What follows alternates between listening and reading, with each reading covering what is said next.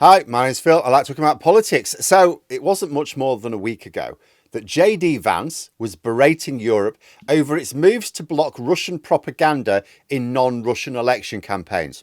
If you're running in fear of your voters, there is nothing America can do for you, Vance said.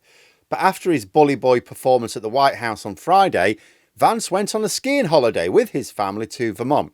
He was met with a relatively small but vocal group of protesters. Did he embrace them, listen to them, make his case to them? No. What did he do? Yeah, that's right. Ran away like someone who'd had a bad curry and was still a mile away from home. But first, for daily political commentary, please hit the subscribe button to stay notified. So, it would appear that MAGA are trying to change American culture and customs to an even greater extent than I anticipated. Baseball? Basketball? Even rugby for people who are afraid of falling over is being cast aside. There is to be a new national sport in America, hide and seek, and MAGA Republicans are leading the way. And it's not just JD Vance promoting this new pastime either, but let's start with him. After featuring as the star player for the Kremlin Klutzers in the World Series of Geopolitics, he decided he'd earned a break away from the hurly-burly of taking a massive dump on American interests for a while and went on a skiing holiday with his family to Vermont. However, he was met with pro-Ukrainian protesters. Can't even be said it was all one way. Some MAGA protesters even turned up to support Vance. But Vance still didn't like the odds and ran away.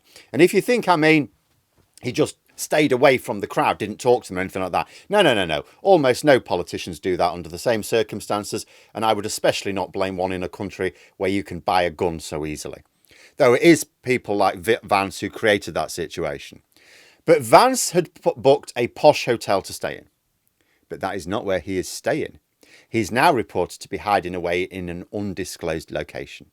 So JD Vance, this man who had the nerve to lecture Europe on their relationship with voters, when what he was actually talking about was our relationship with Kremlin agents, has run away from what wasn't even a huge group of protesters wielding nothing more dangerous than slogans and signs. It's a Republican state, isn't it, at the end of the day? Okay, it's not the most MAGA state. It's also the home of Bernie Sanders, like. But still, the protest against him was never going to be massive or one-sided. They posed no physical risk to Vance. They were just suggesting he go skiing in Russia. And JD Vance's response to this was to initiate the most exciting game of hide and seek since the famous contest started by deadbeat dads going out to get milk.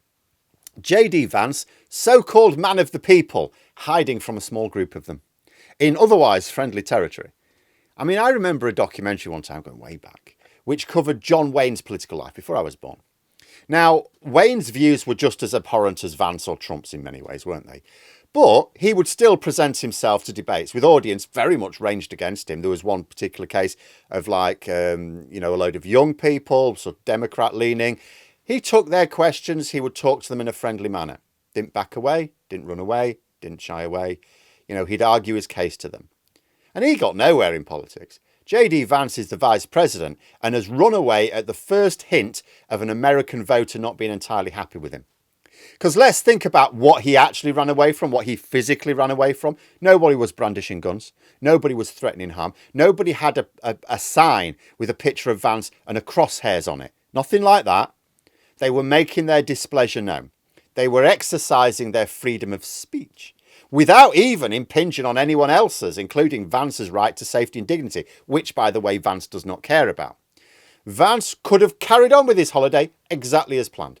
Lovely, expensive hotel. They wouldn't have tripped him up on the piste. He'd have just had to drive out of the hotel past a line of people with placards each day.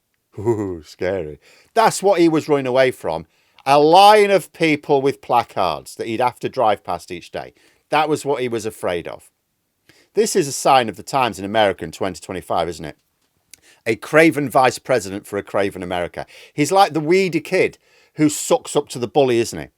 Trump is taking a massive dump on everyone, at home as well as abroad, throwing his weight around the school playground. Vance is like the shit-scared little kid poking out from behind the bully's legs saying, "And don't you forget it," to make themselves feel big.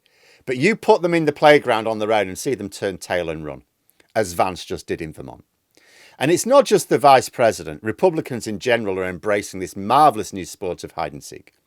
There have been a few town hall meetings described as ugly since Trump began his work of dismantling the federal state.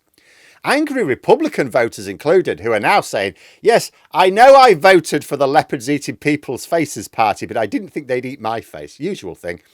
Republican legislators have not been enjoying the hostile reception at public meetings. So rather than listening to the people and saying, yeah, this isn't good enough, we're going to make a stand. We are going to use our position, which is supposed to be a check against overreaching executive power, to hold Donald Trump to account, right? No, none of that. They've just been told to just not turn up to the meetings. Do tele-town halls, some have suggested. That way you avoid the negative press publicity. Or why don't you vet attendees and block those with different political views? Freedom of speech the MAGA way, everyone.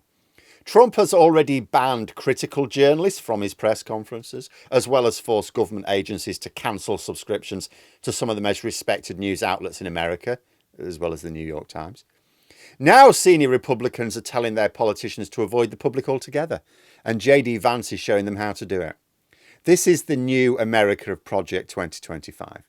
Gang up on decent world leaders fighting for the survival of democracy and his people, whilst bowing and scraping to brutal dictators who are openly wanting not only America but democracy everywhere to fall into ruin, and running away from the American people at the same time. Make America great again? Go on, tell me how that works again, I forget. How does America become great when its leaders are too shit scared to even be in the same room as ordinary voters and are attacking their best customers while siding with countries like Russia, North Korea and Iran, who are not at all shy about saying that their major foreign policy achievement is to bring about the destruction of the United States of America? This is now how America becomes great, which it already is, right? You know, this is not how it works. It's how America weakens its links with its allies and bolsters the resources of its enemies, which means after the damage which is inevitably to come, in another generation, when America realizes that it has a crisis as a result of this empowering of its enemies, it will once again appeal to its historical allies to help, who will turn around and say, sorry, who are you again? Which is not in any of our interests, but the inevitable trajectory of having your country run by cowards and traitors. But there we are. Those are my thoughts. Let me know yours in the comments below. If you've enjoyed the video, please click the like button and subscribe for further content. If you'd like to support the channel further, you click the join button for memberships. Thanks for watching, and until next time, I'll see you later.